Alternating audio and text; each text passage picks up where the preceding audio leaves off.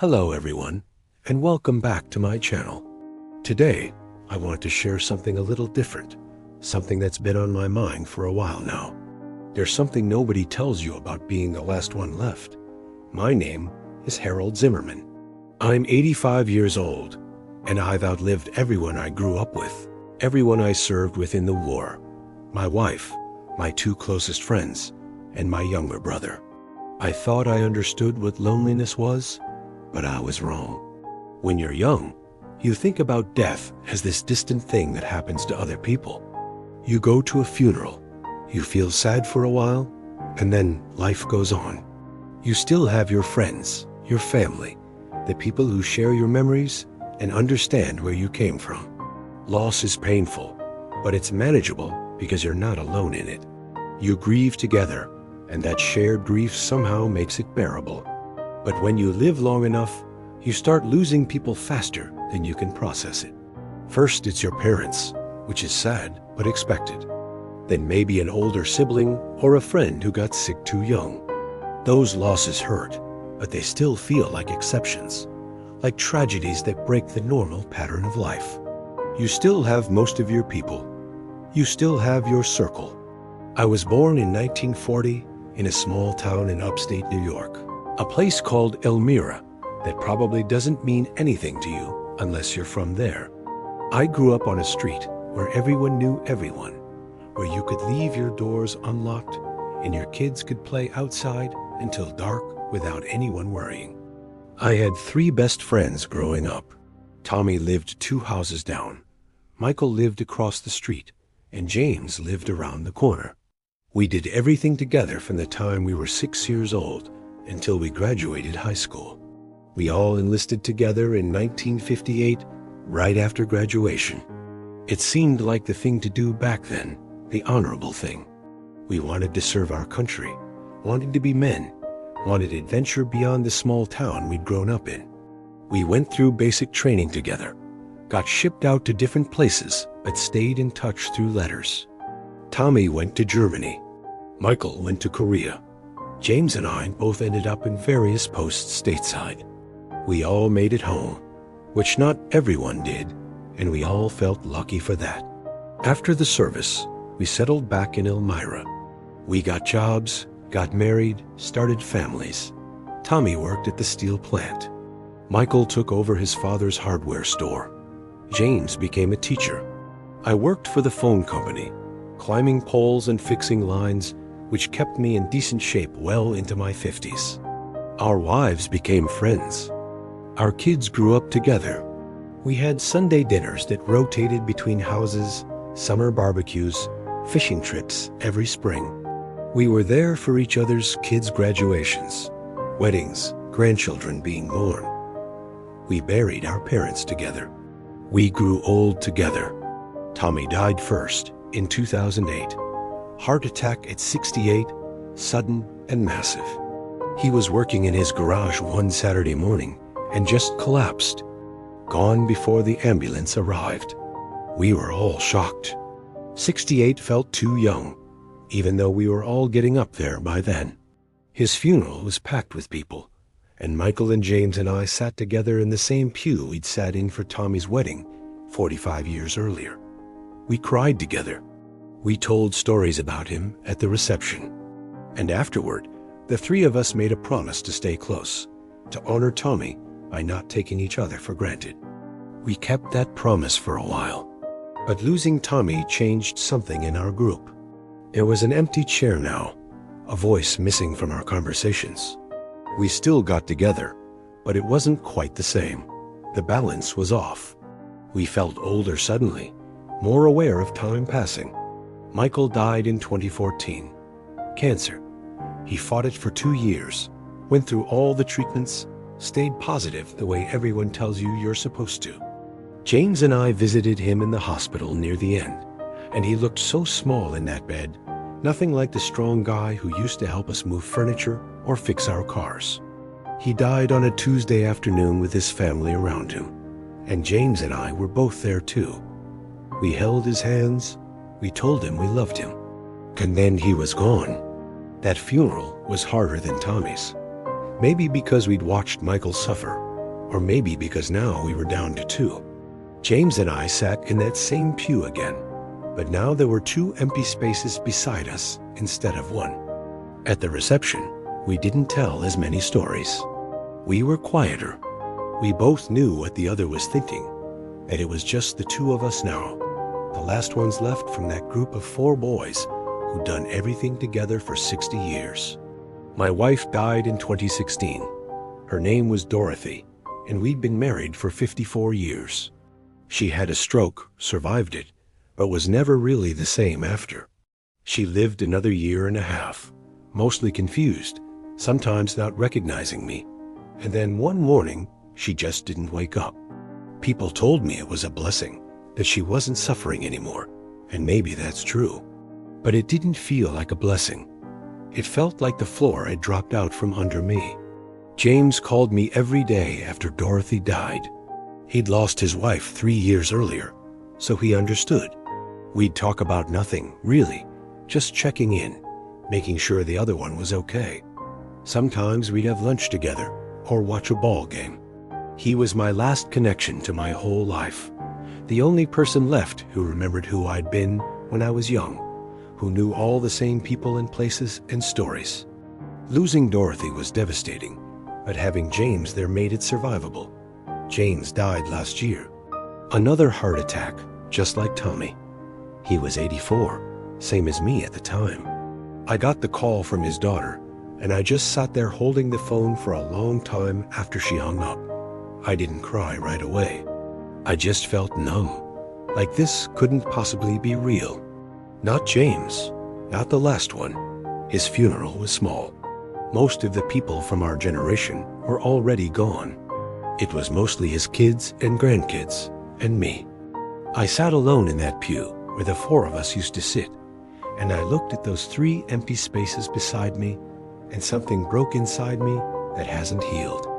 Here's what nobody tells you about being the last one left. It's not just grief. Grief is something you can eventually work through, something that dulls over time. This is different. This is a kind of loneliness that's hard to explain to anyone who hasn't experienced it. When everyone from your generation is gone, you become unmoored from your own history. You're the only one left who remembers certain things, certain people, certain moments. And when you die, all of that dies with you. I have memories that nobody else shares anymore. I remember Tommy doing a perfect imitation of our drill sergeant that had us laughing so hard we could barely breathe. I remember Michael teaching my oldest son how to throw a curveball in his backyard on a summer evening. I remember James standing up as my best man at my wedding, giving a speech that was both funny and sincere.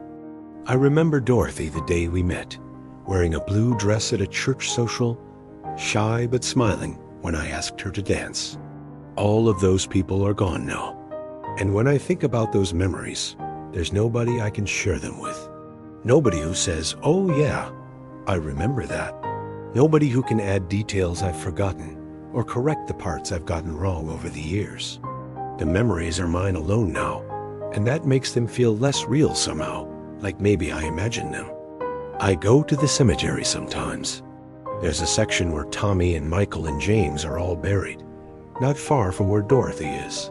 I stand there and I talk to them, tell them things that are happening, ask them what they think I should do about various problems.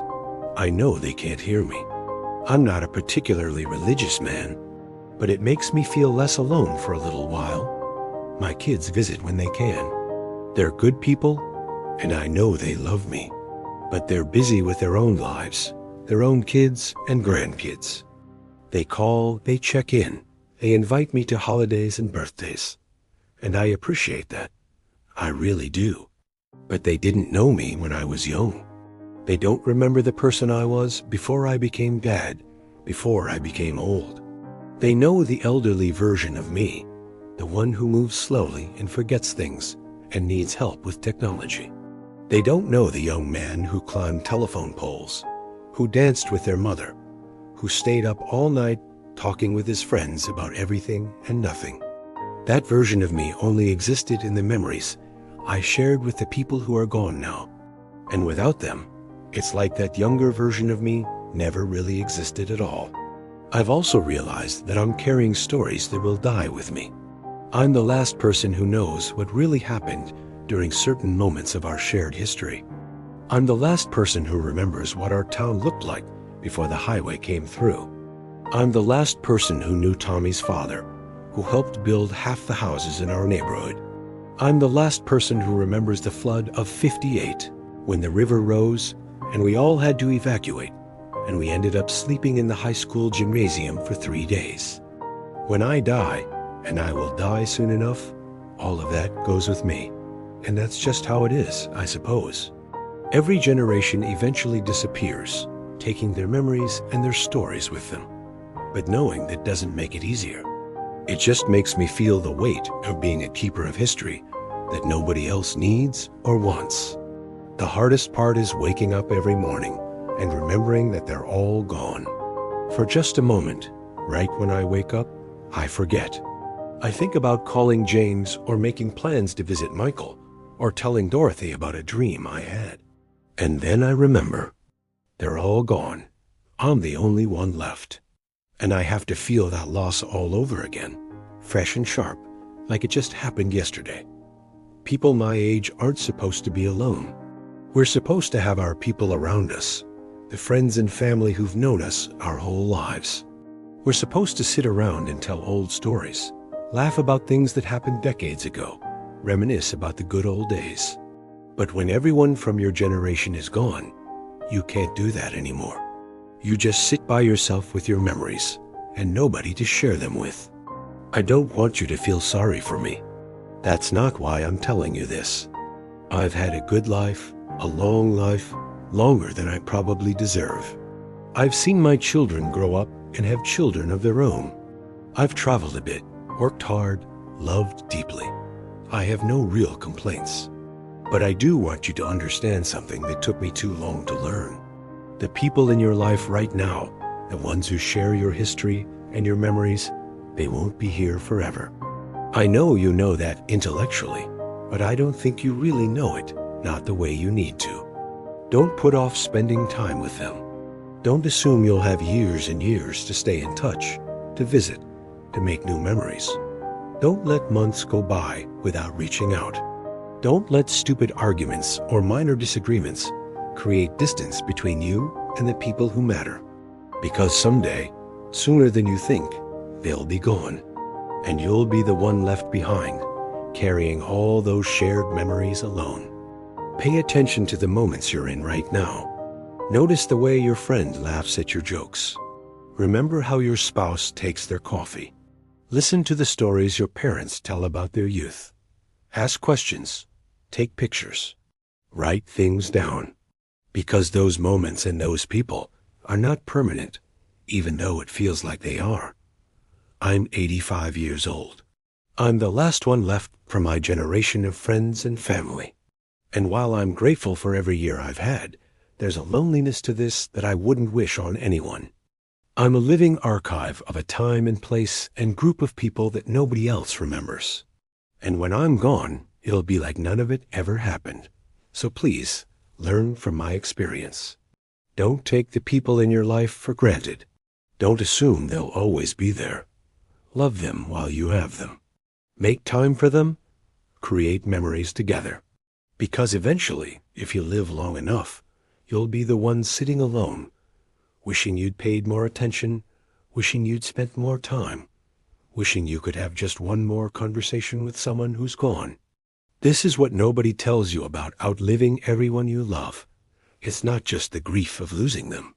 It's the profound loneliness of being the last keeper of memories that nobody else shares. It's waking up every day knowing that a part of your life, a part of yourself, exists only in your mind now. And someday soon, it won't exist at all. Don't wait until you're where I am to understand this. Live like you understand it now, because you never know how much time you have, and you don't want to be the one left behind with nothing but memories and regret.